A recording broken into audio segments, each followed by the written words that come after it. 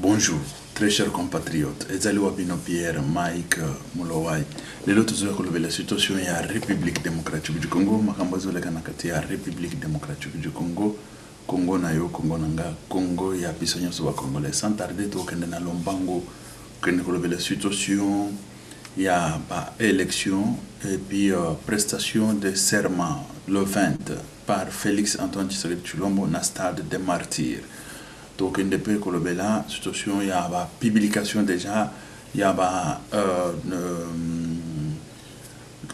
une publication provisoire pour les députés, pour la législative.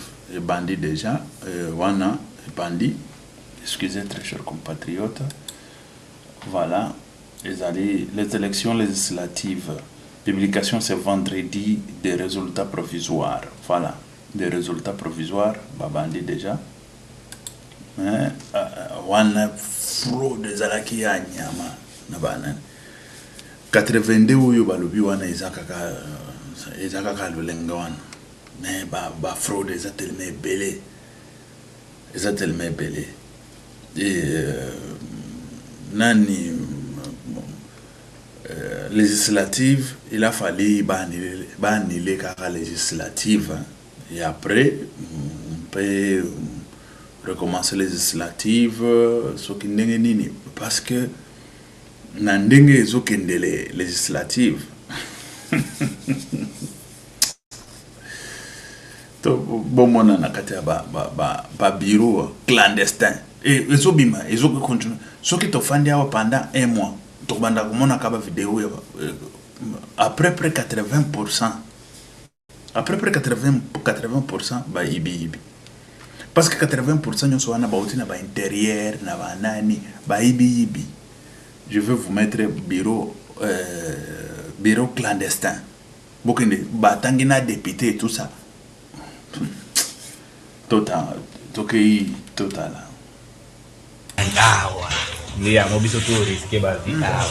Ah, dans la chambre honorable, mon Serge Akafumo, dans la chambre naïe. Député national, et en haut, dans la carte de chambre, on a ba massa donc tout c'est sacrifié. Ils ont un bateau, dans la salle déjà, pour dans la centre, voter, mais bateau se sacrifier, les techniciens nous sont au vendre awa, tout se sacrifier. Ma belle souke commis le lois abisso, ma belle dans la façon de kobetama, kokota prison, tout zinza ma mingi.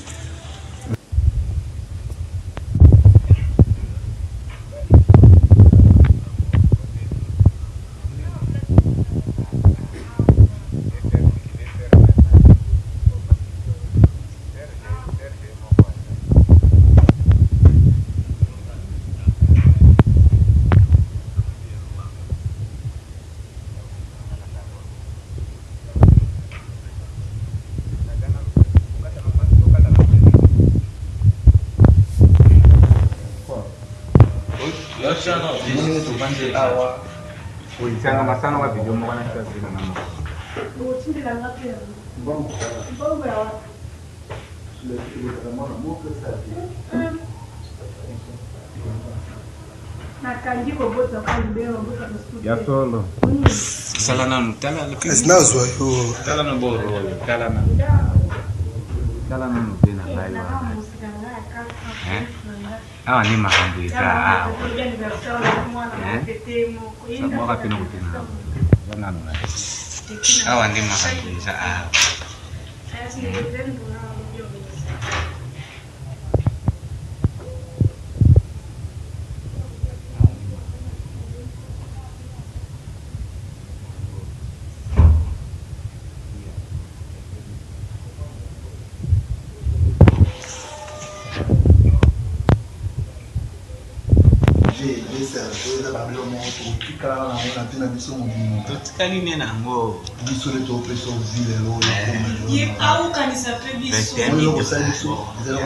grand garçon, mais tout bénéficier en hôtel.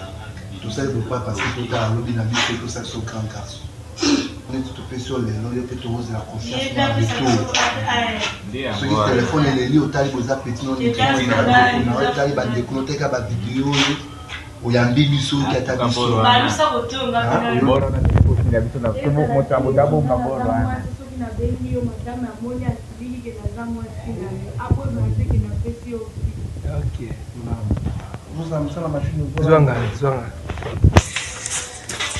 Ok, c'est honorable, les agents managers d'ANIB, au Nyoso, à Zarampara, ce que je suis les lots, le mission c'est ni pour vous avoir grave. Les athées qui voyaient, les petits bonhommes beauté, tout ça on prend un bon beauté, tout ça on pas beaucoup de gens pété, mais tout ça on prend un cocanissa. La statue. Tout ça la statue. La couteau. Statue na yo. On a comme député na comme awa. Mais à mobiso to risquer ba vie awa. Ah, toi la chambre honorable moko Serge Akafumo, toi la chambre nae député national. Yango il faut bannir les législatifs. Législatifs wana pour constitutionnel la bambango mbata nyonso to pour nyonso e bandela kaka e bandela législatif ça c'est la poubelle. Législatif c'est to ebite kadima akoloba ndenge nini to moni abande ko bimisa déjà ba nani provisoire e bande ko bima trop c'est trop ce qui est trop c'est trop. On peut aussi annuler les législatifs parce que le président peut diriger la République sans député. Il peut diriger la République. Et voilà, Bomoni Binomoko Nenge fête Zalaka. Tato Fandaka Bango Bazo Ibaba machine et tout ça, fête Nandako. Babiro clandestin. Fictivité, ils ont même fictivité, ils ont clandestin. Quand on parle de fictif, c'est ça, qui c'est tout ça. Mais oh baba qui c'était bango basali ya bango na ba parrain clandestin, ba clando, oh ba benga ba clando, ba clandestin. De bureau clandestin. C'est oyo to moni, oyo eban. Tu sais oyo ebanité, oyo to moni pe kotote. Oyo to ebanité, oyo to moni même kotote. Mais Oyo, il y a président de la République, nous avons vu le même jour, bazo affiché, bureau par bureau, pam, on a tout calculé le même jour, pam, c'était fini, on a tout publié ici, na bureau, na biso, et un bureau clandestin, et un bureau, il y a investigation journalistique et investigation criminelle. C'est un criminologue, parfois criminologue, parfois, ma formation est zakirikiri. Tout le monde a dit que finga biso mo parenthèse. Toi tu sais tout, tu es tout. Bomoni na Équateur, pays au Équateur, Équateur, kuna na Amérique latine. Criminel mo ya ba diamba, ya ba bange, ya ba drogue. Bango ba même bange te, bango ba cocaïne. Ba kanga ya kota prison. Mais dans la prison, on a bimisa licence nae azotanga bimisa licence et c'est comme ça que totanga tout le temps totanga. Quand je dis que je suis expert na boy, c'est pas moi qui le dis parce que natanga ba pesa moi papier que tu es expert et c'est fini. Et voilà, tokangi parenthèse wana toke isiko na situation il y a République démocratique du Congo, président, il va prêter serment le 20 décembre. Et là, na stade des martyrs. On est dans l'ambiance autre, dans la stade des martyrs. Avant de rentrer dans Mozindo, il y a biloko mususu ba inondation ezana Kinshasa, inondation esalemi kuna ya osanate bazo le belango même kutute. C'est vrai que parce que la situation politique ezo les cas et tout ça, mais inondation c'est grave, c'est très grave pour le belango. On est allé makambo ya changement climatique en tant qu'expert aussi en canalisation d'eau dans l'ingénierie, expert.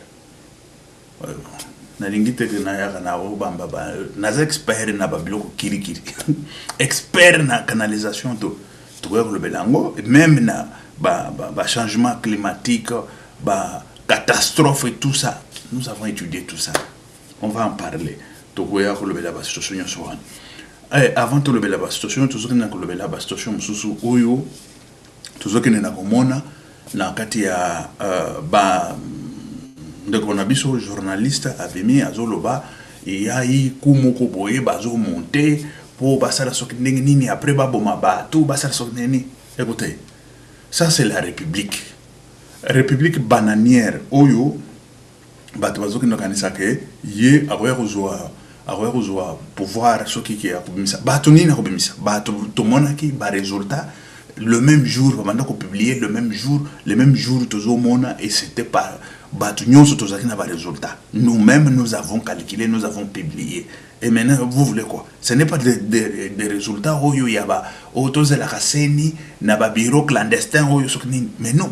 Nous avons calculé des résultats des bureaux qui est bureau officiel. Et c'est ce que nous avons calculé. Des bureaux officiels. Témoin va signer, témoin va signer, nous avons pris tout ça. Félix, il a battu tout le monde à 73% à battre Bango.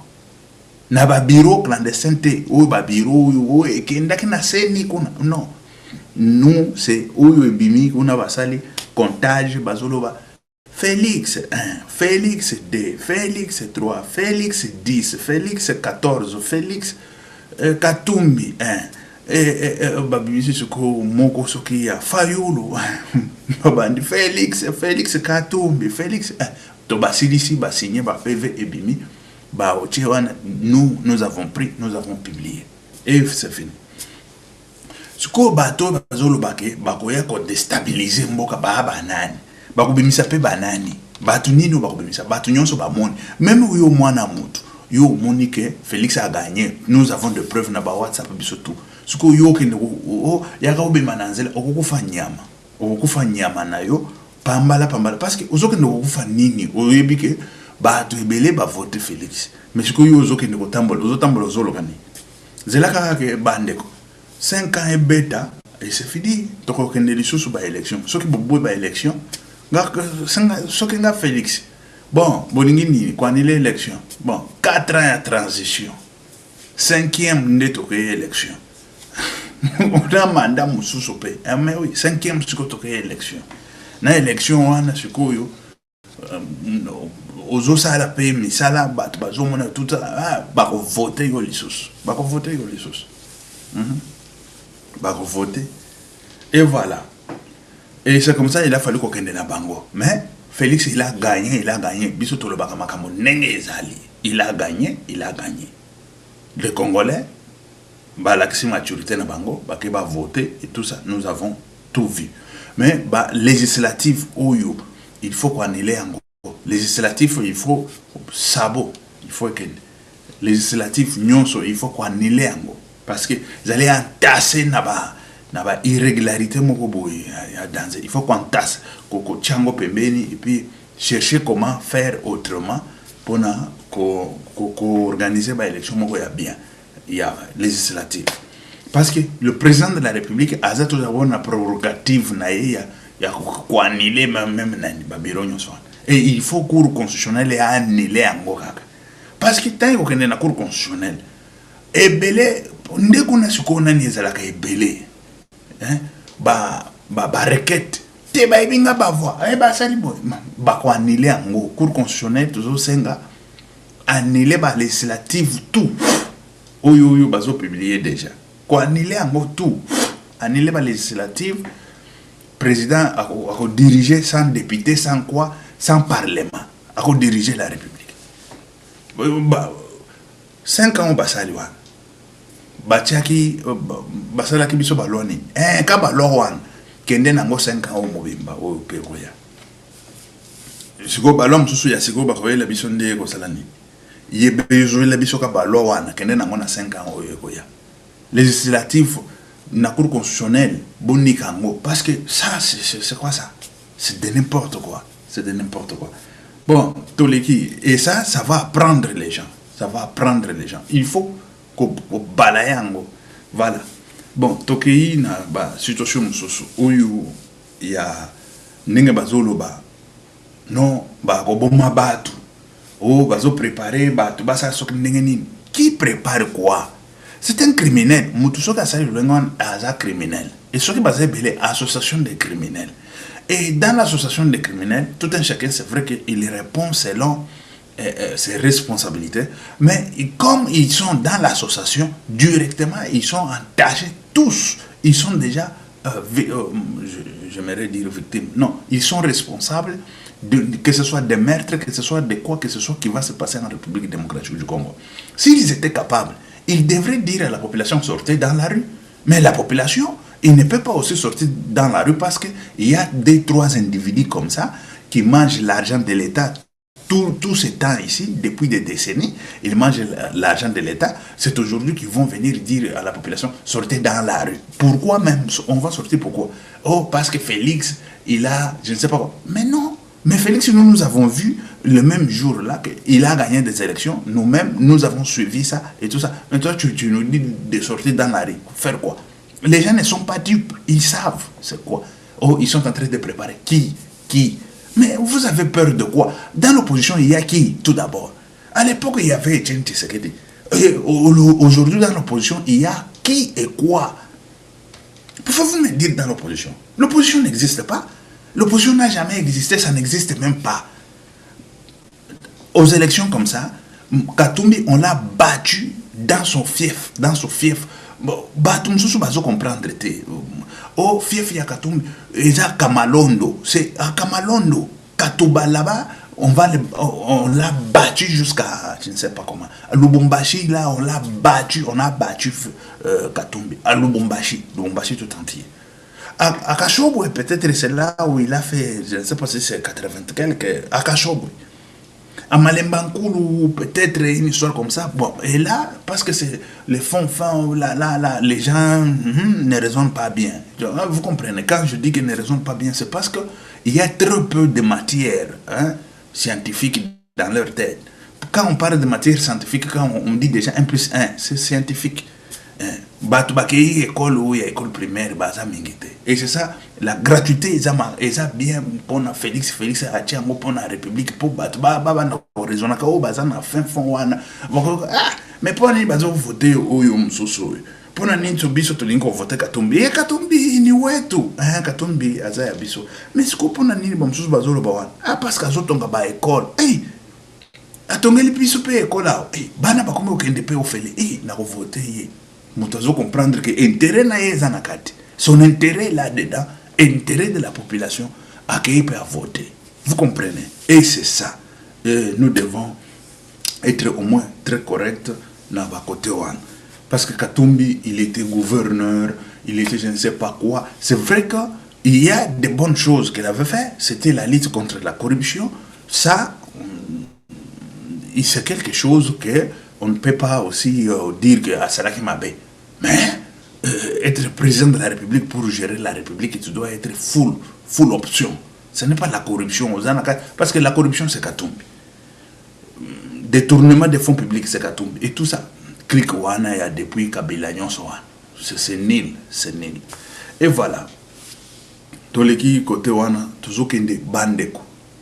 Ici, il y a quelque chose qui se passe à Kinshasa, pas seulement Kinshasa, mais dans les médias, c'est comme s'il y a, je ne sais pas quoi, l'inondation qui s'est faite de tous les deux côtés, tous les deux Congos. Moi, parenthèse, Nayoki Nungu, je ne précise pas, je ne confirme pas, mais Nayoki Nungu, la société, il y a carbone en République démocratique du Congo. Carbone, ça veut dire de carbone pour vendre le carbone des forêts et tout ça. Ce serait société Yambemba et tout ça. Je n'ai pas dit que je confirme. Non, je ne confirme pas. En Europe, quand vous parlez des sociétés de carbone, Ezanini, tout expliqué dans le peuple tout d'abord. La société de carbone, la société qui a créée en Europe, il y a que Batu, Oyo bazo polluer mingi planète. Par exemple, bazo polluer ango na ba mituka, na ba avion et tout ça, parce que avion ils ont pollué pe makasi. Bazo ya kopesa siko société wana misolo, parce que ba société wana ekende ezo luka nene nini ya kosala ka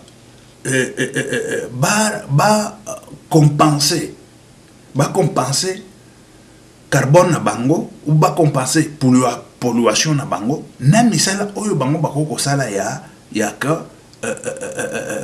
bazwaka moins oxygène ndenge nini par exemple na ndenge ya que bazolo na banzete parce que banzete pour nous des millions d'inzete il faut au moins des moyens et ce que avec cet argent bango ndenge ba polluer mais bango koto bazolo na banzete ba forêt na bango ba kata na poto awa ba former ba forêt ba nini bazo déformer ango ba former ba déformer na minute toujours na koloba bazo kena na kotala forêt na bango ezo pesa carbone bien te forêt na bango ezali uniforme quand je vous parle de l'uniforme ezali forêt type ya banzete moko boy oyo ezali kaka te banzete wana et banzete wana quand il fait chaud ezo kena na kokauka quand au moment où il faut pas pesa oxygène yango ils ont pesa carbone ils ont pesa oxygène ils ont pesa oxygène mingi te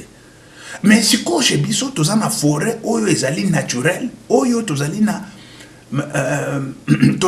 plusieurs variétés ya banzete quand on vous parle de plusieurs variétés ya banzete nzeto oyo à cause de la pesa kaye oxygène na ba 18 heures mususu parce que banzete généralement ba pesa ka butu nde ba pesa ka oxygène mais ezana banzete mususu pe butu yango zo bimisa carbone na moi ezo pesa wana ba exception banzete wana ezalaka ezo bimisa carbone na butu na moi ezo bimisa oxygène ezali c'est-à-dire qu'il y a des variétés ya banzete na kati ba variété nyonso wana il y a plusieurs oxygènes qui sortent quand on vous parle par exemple que la forêt, nous sommes devenus première forêt mondiale.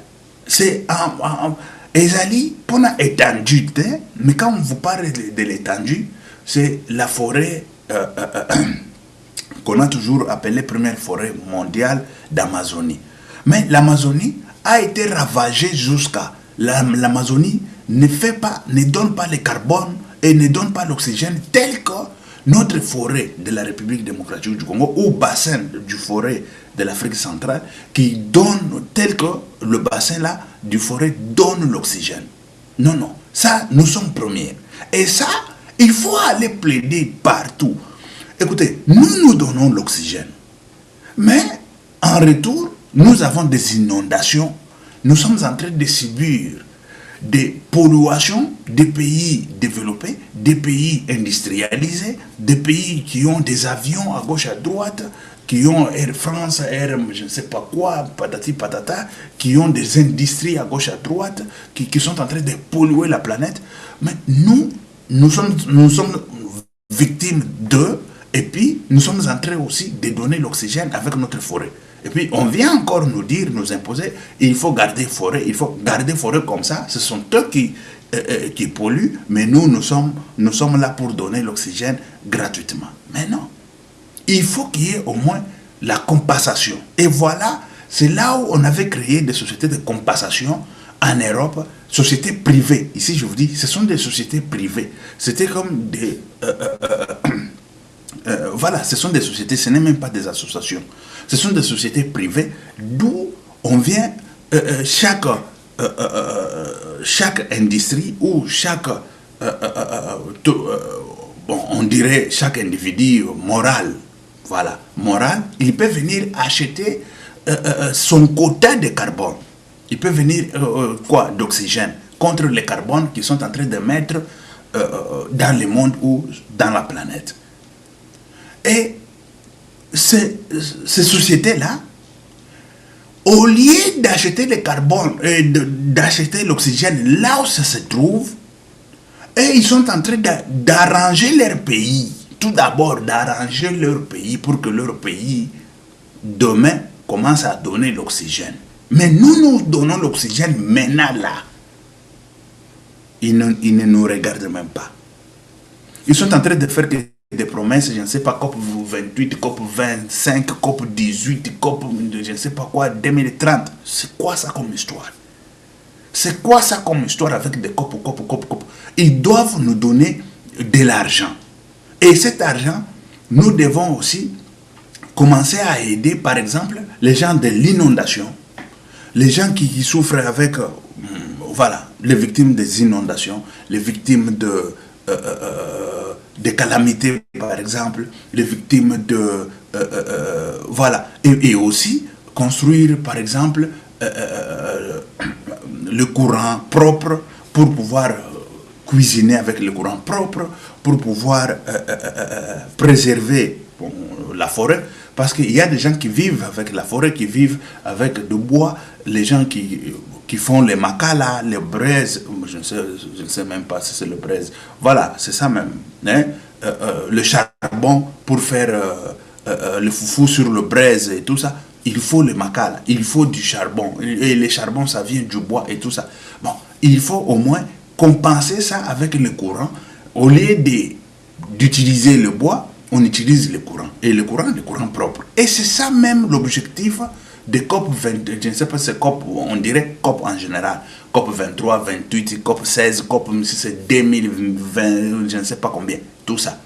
Mais eux, ils sont dans la promesse, ils ne veulent pas donner l'argent qu'ils sont en train de gagner, ils sont dans la promesse, ils ne veulent... Mais écoutez, je vis autrefois, Eve Bazaïba est allé là, il a parlé et tout ça. Et tout d'abord, les postes là, ce n'est pas les postes d'Eve Bazaïba, c'est les postes des combattants, nous, qui sont dans la rue matin, midi, soir, pour lutter contre les changements climatiques, nous, le vert et tout ça. Mais on prend ça, on donne aux responsabilités politiques. Mais non, ce ne sont pas des postes de responsabilité politique, c'est les postes des gens qui sont dans la rue, les gens qui luttent pour le changement climatique, ce ne sont pas pour les politiques. Et ça, c'est clair. Ça doit rester ainsi. Et voilà. Ça doit rester ainsi. Et écoutez, très chers compatriotes, la situation, c'est ça. Ce qui se passe, c'est ça même la situation. Nous sommes victimes. Et écoutez, on ne se victimise pas. Mais une chose est qu'on demande les droits. Et ces droits sont bloqués quelque part. Mais en attendant, nous avons des morts qui meurent matin, midi, soir. Nous avons des inondations. Nous avons je ne sais pas quoi, patati patata. Écoutez, il y a à Davos ici, il y a eu COP, je ne sais pas quel numéro là. On fait que parler. On fait que parler. Il y a des catastrophes à gauche à droite. Aujourd'hui, quand on parle de catastrophes, on parle de sécheresse, c'est catastrophe. On parle de l'inondation, c'est catastrophe. On parle des éboulements de terre, c'est catastrophe. On parle des érosions, c'est catastrophe. Si on parle de catastrophes, on parle de beaucoup de choses. Catastrophes naturelles, catastrophes créées par les hommes, catastrophes, je ne sais pas, provoquées par, je ne sais pas, la population, provoquées par la planète, et tout ça. Mais quand on parle de tout ça, il faut qu'on cherche comment stopper. Mais pour stopper, il y a des gens qui font de l'argent au détriment de la Terre, au détriment de la planète. Et ils continuent à faire de l'argent au détriment de la planète. C'est vrai qu'on ne peut pas leur dire de freiner du coup, mais il faut qu'il y ait au moins la compensation. Mais d'où va la compensation? Et la compensation chez nous, ça ne peut pas se faire par une société telle qu'on a entendu. Je ne confirme pas, je n'affirme pas, sauf que je donne au moins, pas mon avis, tel que ça doit être. La compensation de carbone en République démocratique du Congo, ça ne peut pas être des sociétés privées. Mais non. Ça doit être une partie de l'État. Parce que c'est l'État qui doit venir en aide aux victimes ou aux sinistrés de catastrophes. Et ça, c'est clair. Et c'est l'État qui doit faire au moins quelque chose pour pouvoir mettre du courant, mettre je ne sais pas quoi. Voilà. Parce que c'est la richesse de la République démocratique du Congo. Quand on vous parle de carbone, on vous parle de l'oxygène de la forêt, c'est la richesse de notre peuple. La richesse de de la terre, je dirais. La richesse de la terre. Et cette richesse qui génère l'oxygène, ça doit profiter à la population. Ce n'est pas faire des entreprises privées ou des entités privées pour... Mais non, entité privée, on l'a fait en Europe parce que ce n'est pas quelque chose de l'État, mais ils veulent au moins faire, parce qu'il y a eu des gens qui litaient, il y a eu tout ça, on a dit, non, on fait ça pour faire la compensation et tout ça, l'État est en train de suivre, il est là derrière, il dit, bon, avec ça, qu'est-ce qu'on a fait, avec ça et tout ça, voilà, mais chez nous, ça devient, je ne sais pas, propriété privée. Mais non, ça ne peut pas devenir propriété privée pour faire, je ne sais pas, une entreprise privée. Non, ça ne peut pas se faire. Ce serait l'entreprise étatique. L'entreprise étatique pour pouvoir savoir comment diriger des fonds aux sinistrés, diriger des fonds aux peuples qui sont touchés par les catastrophes naturelles, pas seulement aux catastrophes naturelles, le peuple qui veut bien se développer avec le courant qui est vert, hein, l'énergie qui est vert, l'énergie qui n'est pas du tout l'énergie, je ne sais pas, polluée à gauche, à droite, non, l'énergie verte. Et voilà la compensation, quand on vous parle de la compensation du carbone et de l'oxygène, et c'est ça même. Et ces postes-là, ce n'est pas les postes de... Non. Et les gens de je ne sais pas, non, c'est quoi encore, les partis de Mbemba. Ils étaient au ministère, je ne sais pas si c'est quel ministère. Mais c'est ça aussi. Moi, parenthèse, je suis Congo. Batu moko han. Baza na ministère il y a défense. Côté du ministère, il y a bangote, il y a biso nous qui sommes dans la rue pour le changement climatique et tout ça, mais si parti politique moko boye Mbemba, botika baje wana il faut éviter. Au côté mutu moko azana 5 postes. Aza ministre soki ya nini, aza député national, aza député provincial, aza na nani bandeko na ye a tchétché. Ça, il faut que cette histoire cesse. Hein? Aussi longtemps, les gens qui ont lutté, qui ont tout fait, et ils sont là, même un franc bazouakate, la même personne ou la même famille, il vous prend tout comme si Bango, ne basomba Congo. Et quand tu regardes tout ça, Bango va détruire le Congo avec la corruption. Et quand quelqu'un est député, il ne faut pas le nommer ministre. Il faut nommer d'autres gens. Quand quelqu'un a un poste quelque part, il ne faut pas le nommer dans d'autres postes là-bas. Mais non, c'est quoi ça comme histoire? Il faut répartir au moins. Coca-Cola, moi, c'est-à-dire que tout un chacun se retrouve. Et c'est ça qui fait même les combats.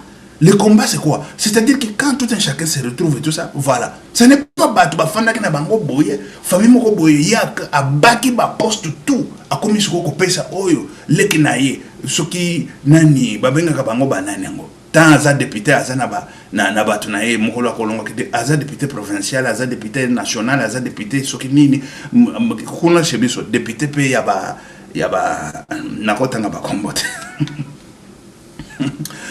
Azatu sikoyo bakuna azami na ministère azasoki ministre ya nini na nani. Ça commence ça comme histoire. On ne peut pas organiser des choses. Quand vous parlez d'organiser des choses, ce n'est pas... Non, en France, on le fait. La France ici, quand en Suisse, on vous appelle français, c'est une insulte. Et quand tu appelles à un Suisse français, tu l'insultes. Tu l'insultes. Bah, Suisse, au moins correct, quand tu suis bien. Voilà. Mais quand on est en France, c'est un petit pays, il dit en Europe. Laisse. C'est un petit pays. C'est quoi en France, c'est quoi ça comme histoire? Tout le monde a un grand pays, la Suisse, Nini, qu'est-ce qui fait que Bazo se développe? Qu'est-ce qui fait que Basalène n'a pas besoin? Qu'est-ce qui fait que... On comprend au moins. Il faut se partager au moins des choses, se partager banane. Non. Kaka bango moko wana azana famille na ye tout atie na politique. Ah, batu balita pona batu pona Kongo ngo ebonga. Même classe ya malonga baltangite. Pourquoi? Ils n'ont même pas de moyens. Bon, tous les qui la situation. Excusez très chers compatriotes. Mais c'est ça. Il faut que tu c'est-à-dire que c'est répartir, tu vas vivre na planète le lengawan. Mais quand on se répartit même pas des postes, mais bolingi qui va vivre et tout ça, c'est comment? Même na kati ya nani, quand je parle même na kati entreprise, na gestion na planétaire tout le. Et ça na baoyo ba pesi bango makoki ya koya baya bateka ka biloko yo baoyo te baoyo po batu nyonso ba se retrouver. Et c'est comme ça. Baoyo bazana droit koteka boye parce que bazaka na ba minéralité. Bakoko ya koteka ba café bani po ba ififaka non. Siko bino bozana ba minéré au mona ba komi ko non ba café na bino toko sombate mais baza besoin ba café. Mais toko sombate parce que to somba ba fulani parce que ba fulani pe po ba vivre. Et c'est comme ça. Qui sous agnité qui ndoki toujours vivre na l'ifelo na enfer.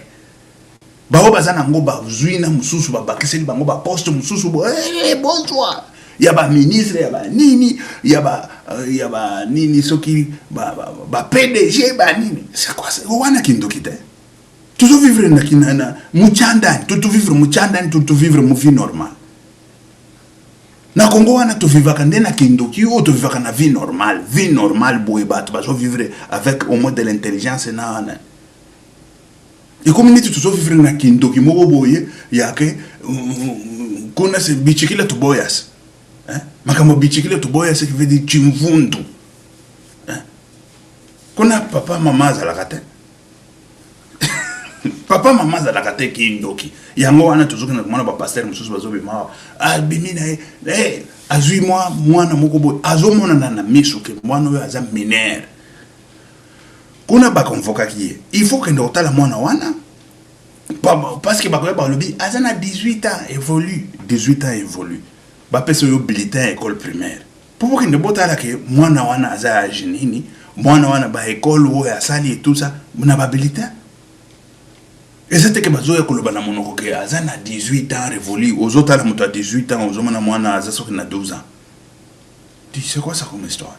Tata mokolo lo lengo wana le kolea ka mwana wana boy. C'est un sorcier dit kanga criminel wana bocha en prison.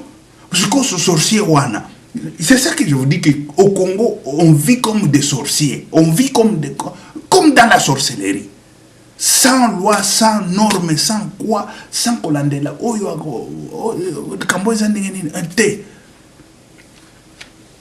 Mariage précoce. Yango, mariage précoce. Ce qu'on moine, Toloba, Azala na 18 ans révolu. Papa na enda lobike apesaki tatawana. Est-ce que moana ndimaki?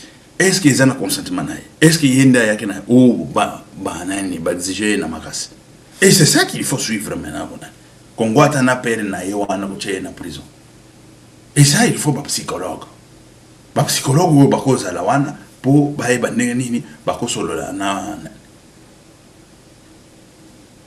Oh mwana zana 18 ans révolu. Mwana zomona na boboye ozota la bo 12 ans.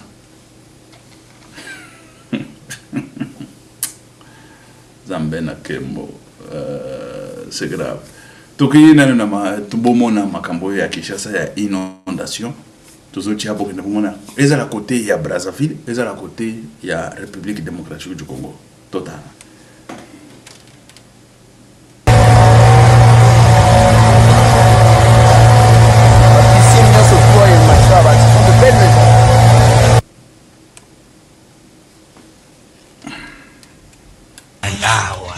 Lia mobiso tout risqué bazi dans la chambre honorable et là pour ozonga to tchela bino nani a bien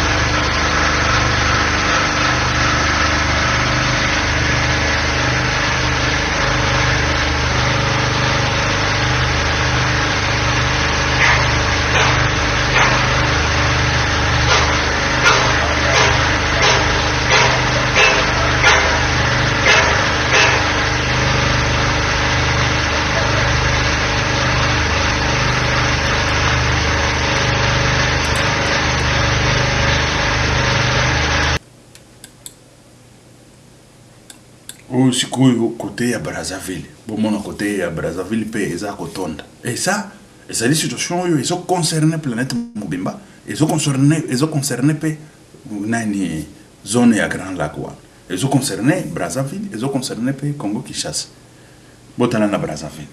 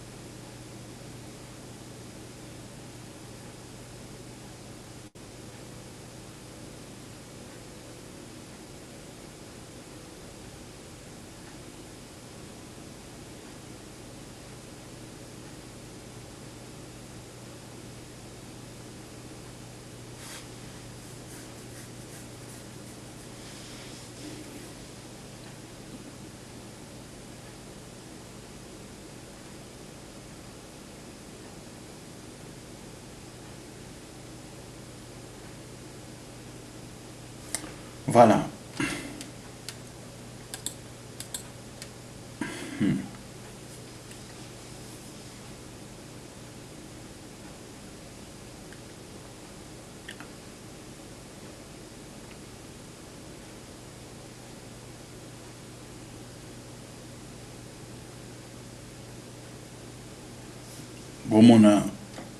Bomona inondation moko akosakana te et tout ça ezali changement climatique et puis des DP ezali pe boyebi parce que il y a des facteurs tous un facteur oyo mai ezo uta na fleuve ezo mata tous un facteur oyo mai oyo ezo kitaboye il faut y akota na fleuve tikoyo et tutani et nine et décalé et voilà qu'est-ce qu'il faut faire Bamakambo il faut déjà kobanda ko kanisa qu'est-ce qu'il faut faire et tout ça. Le grand problème est à l'IP,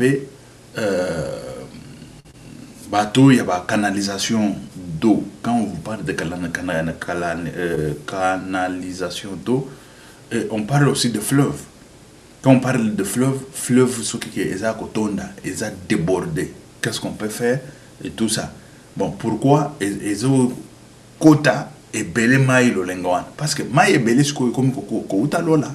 Bambula et comme ko sopana na ndenge moko ya maye belé ezali susu na ba mesure neti ya kalate c'est ça qui fait changement climatique ce qui veut dire que nani ezali susu ndenge ba mesure normale non sécheresse susu que yé et bête quand vous parlez de sécheresse c'est ça kozanga mai mais quand vous parlez ya ndenge mai ezotonda bon c'est un phénomène moko, il faut déjà qu'on attaquer ango et quand on attaque ça, il faut attaquer sur le plan international, attaquer correctement et puis misolo ebi maka parce que bangonde bazana misolo bazo magasiner ba misolo bazo polluer planète ba magasiner ba misolo et tout ça biso ezaka kolela la boyer ezaka milelo ezaka mais non ça il faut qu'on frapper fort. Parce que si moi je suis là, la capitale mondiale, il y a nani, capitale mondiale, il y a COP, et ça n'importe quelle COP. Et que vous allez la République démocratique du Congo, na Équateur, c'est là où je veux mettre Nabazamba, capitale mondiale, il y a changement climatique. Il faut ça la kawan. Et c'est ça que moi, je me tiens nanani, capitale et que vous allez la kawana. Outi suki wapi oye na République démocratique du Congo ne isika oyo barenyo oyo ya ba changement climatique ko banda ko salema tout bango bazo polluer biso nde toto de la kalela c'est quoi ça comme histoire capitale il faut tomber na Congo Amazon apesa kali susu ba nani Amazon yetikala kombo forêt Amazon wana bozoka forêt première forêt mondiale yetikala kombo première forêt za biso netozanango Il faut capitale mondiale et tonga machebiso kuna na nani na Équateur. C'est là où kuna pas ba pygmée. C'est là où pygmée boy bisanga pygmée Apollouani pygmée Apollouani. Un victime biso surtout ça va victime to polluer le côté. Et jusqu'au capital il faut fanda chez biso. Oh toke na Suisse ne baza ba nani. Oh toke mbongo nyonso bazo polluer kuna banani. Bazo ko fanda na Suisse.